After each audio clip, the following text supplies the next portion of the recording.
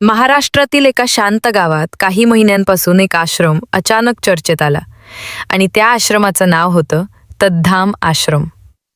सुरुवातीला लोकांना वाटलं इथे आध्यात्मिक साधना होते, देवभक्ती होते, लोकांना मानसिक आधार दिला जातो. पण हळूहळू जे उघड होत गेलं ते ऐकून अनेकांच्या पायाखालची जमीनच सरकली. कारण या आश्रमात बसलेला एक व्यक्ती स्वतःला दैवी शक्ती लाभलेला असल्याचा दावा करत होता.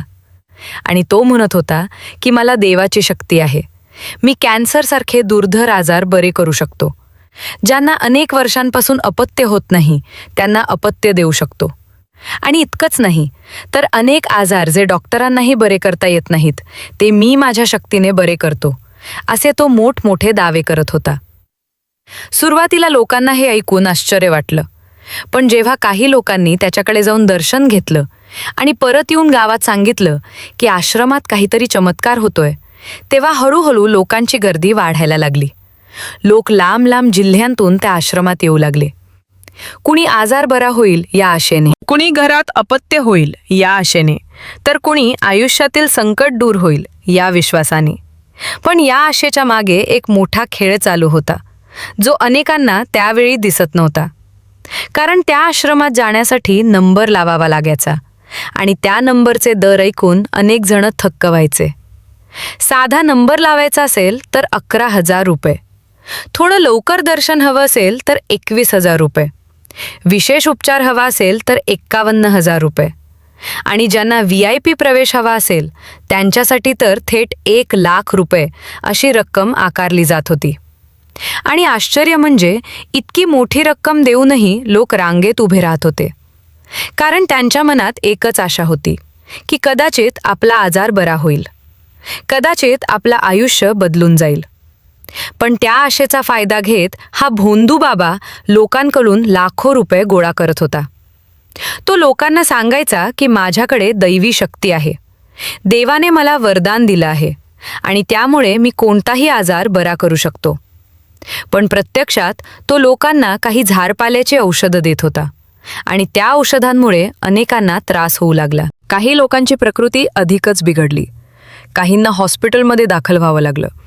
आणि काल तर माजलगाव परिसरातील 2-3 लोकांनी फोन करून सांगितलं की त्या आश्रमात मिळालेल्या औषधांमुळे आम्हाला रुग्णालयात भरती व्हावं लागलं, आमचे लाखो रुपये गेले आणि आरोग्यही बिघडलं. इतक्या दिवस लोक घाबरून शांत बसले होते, कारण त्या आश्रमाची एक भीती लोकांच्या मनात निर्माण झाली होती. पण आता हळूहळू लोक धाडस करून बोलायला लागले आणि त्यांनी सांगितलेल्या गोष्टी ऐकून अनेकांच्या अंगावर काटा आला. कारण हा प्रकार फक्त आर्थिक फसवणूक नव्हता, तर लोकांच्या आरोग्याशी, मानसिकतेशी आणि विश्वासाशी खेळ होता. आणि म्हणूनच ही लूट थांबवण्यासाठी काही सामाजिक कार्यकर्त्यांनी पुढाकार घेतला आणि त्यांनी प्रशासनाकडे तक्रार करण्याचा निर्णय घेतला. सुरुवातीला कलेक्टर आणि SP यांना निवेदन देण्यात आलं. त्यानंतर DYSP, आरोग्य अधिकारी आणि प्रांत अधिकारी यांच्याकडेही अर्ज करण्यात आले. आणि शेवटी या प्रकरणात अधिकृत फिर्याद दाखल झाली आणि FIR नोंदवण्यात आला. पण इथेच हे संपत नाही, कारण जेव्हा या भोंदू बाबाला कळलं की त्याच्या विरोधात कारवाई होऊ शकते, तेव्हा त्यानं स्वतःला वाचवण्यासाठी एक वेगळाच डाव खेळायला सुरुवात केली. आणि पुढे जे घडलं ते आणखी धक्कादायक होतं. FIR दाखल झाल्यानंतर अनेकांना वाटलं की आता या भोंदू बाबाचा खेळ संपणार. पण त्यानं स्वतःला वाचवण्यासाठी जे पाऊल उचललं ते पाहून अनेक जण थक्क झाले. कारण त्यानं आपल्या विरोधात आवाज उठवणाऱ्यांनाच बदनाम करण्याचा प्लॅन तयार केला. त्यासाठी त्यानं आपल्या काही माणसांना हाताशी धरलं आणि एक बनावट व्हिडिओ तयार केला.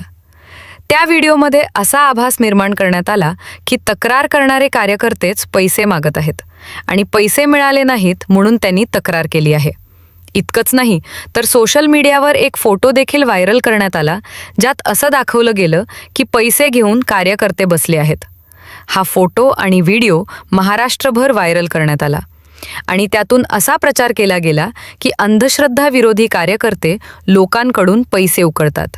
या खोट्या प्रचारामुळे अनेकांच्या मनात संभ्रम निर्माण झाला. पण जे लोक प्रत्यक्षात या प्रकरणाशी जोडलेले होते त्यांना सत्य माहीत होतं आणि त्यांनी लगेच याचा पर्दाफाश करण्याचा निर्णय घेतला.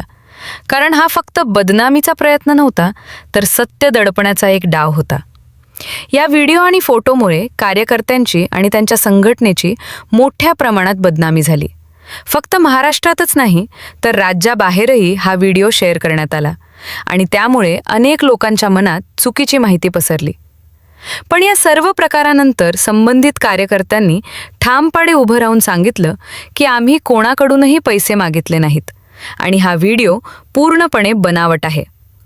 त्यानंतर या बनावट व्हिडिओबाबतही पोलिसांकडे तक्रार करण्यात आली आणि या प्रकरणातही गुन्हा दाखल करण्यात आला. कारण कुणाचीही खोटी बदनामी करणे हा कायद्याने गुन्हा आहे.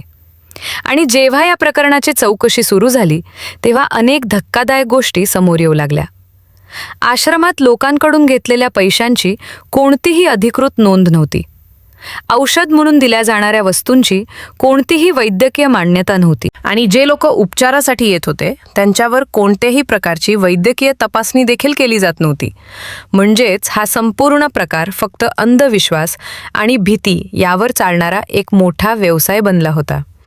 लोकांच्या दुःखाचा फायदा घेऊन पैसे कमावण्याचा हा प्रकार अनेक वर्षांपासून सुरू असल्याची माहिती समोर येऊ लागली आणि म्हणूनच या प्रकरणात फक्त फसवणुकीचा गुन्हा नाही तर जादूटोणा विरोधी कायदा, drugs and magic remedies act आणि बोगस मेडिकल प्रॅक्टिस यांसारख्या अनेक कायद्यांखाली गुन्हे दाखल करण्यात आले. इतकंच नाही तर सोशल मीडियावर खोटी माहिती पसरवल्यामुळे IT कायद्याचे हे कलम लागू होऊ शकतात असं सांगितलं जात आहे. या सगळ्या घडामोडींमुळे आता या प्रकरणाकडे संपूर्ण राज्याचं लक्ष लागलं आहे. कारण हा प्रश्न फक्त एका आश्रमाचा नाही तर समाजात वाढत चाललेल्या अंधविश्वासाचा आहे.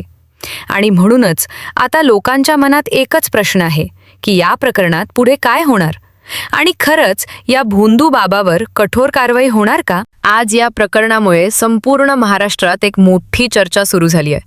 कारण अनेक लोकांना आता जाणवायला लागलं आहे की अंधविश्वासाच्या नावाखाली किती मोठ्या प्रमाणात फसवणूक होत आहे. जे लोक आपल्या आयुष्यातील कठीण प्रसंगातून जात असतात ते अनेकदा कोणत्याही आशेच्या किरणासाठी तयार असतात आणि नेमकं त्याच भावनेचा फायदा घेऊन काही भोंदू लोक स्वतःला देवदूत म्हणून दाखवतात.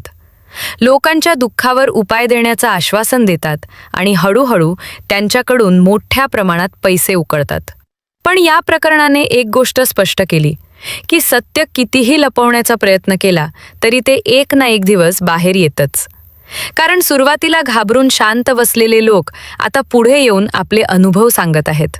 कुणी सांगत आहे की त्यांनी लाखो रुपये दिले पण आजार बरा झाला नाही. कुणी सांगत आहे की आश्रमात मिळालेल्या औषधांमुळे प्रकृती अधिकच बिघडली. तर कुणी सांगत आहे की आम्हाला भीती दाखवून पैसे घेतले गेले. या सगळ्या गोष्टी समोर येत असल्यामुळे आता प्रशासनावरही दबाव वाढत आहे की या प्रकरणात कठोर कारवाई करावी. कारण हा फक्त आर्थिक गुन्हा नाही तर लोकांच्या विश्वासाशी आणि आरोग्याशी खेळणारा गुन्हा आहे. आणि म्हणूनच या प्रकरणात भारतीय न्यायसंहितेअंतर्गत गुन्हे दाखल करण्यात आले आहेत. त्यासोबतच जादूटोणा विरोधी कायदा आणि drugs and magic remedies act यांचाही समावेश करण्यात आला आहे. तसेच सोशल मीडियावर खोटी माहिती पसरवण्याच्या प्रकरणात IT कायद्याचे कलम देखील लागू होऊ शकतात.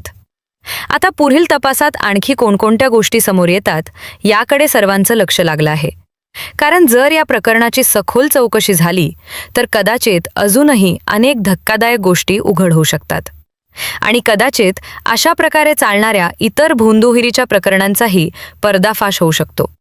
पण या संपूर्ण घटनेतून समाजाने एक मोठा धडा घेण्याची गरज आहे की कोणत्याही व्यक्तीच्या चमत्काराच्या दाव्यावर आंधळा विश्वास ठेवू नये. आजार असेल तर योग्य डॉक्टरांकडे जावं आणि कुणीही दैवी शक्तीच्या नावाखाली मोठमोठे दावे करत असेल तर त्यामागचं सत्य तपासून पाहणं आवश्यक आहे. कारण अंधविश्वासावर विश्वास ठेवला तर त्याची किंमत कधीकधी खूप मोठी असू शकते. आणि म्हणूनच या प्रकरणाची पुढील चौकशी काय वळण घेते, या भोंदू बाबावर कोणती कारवाई होते आणि या प्रकरणातून आणखी कोणती सत्य बाहेर येतात हे पाहणं अत्यंत महत्त्वाचं ठरणार आहे. त्यामुळे या प्रकरणातील पुढील अपडेट्स जाणून घेण्यासाठी आणि महाराष्ट्रातील अशाच महत्त्वाच्या बातम्या पाहण्यासाठी आमच्या चॅनलला लाईक करा, फॉलो करा आणि सबस्क्राईब करा. तसेच नोटिफिकेशनसाठी बेल आयकॉन दाबायला विसरू नका, कारण पुढील अपडेट कदाचित या संपूर्ण प्रकरणाचा सर्वात मोठा खुलासा ठरू शकतो. धन्यवाद.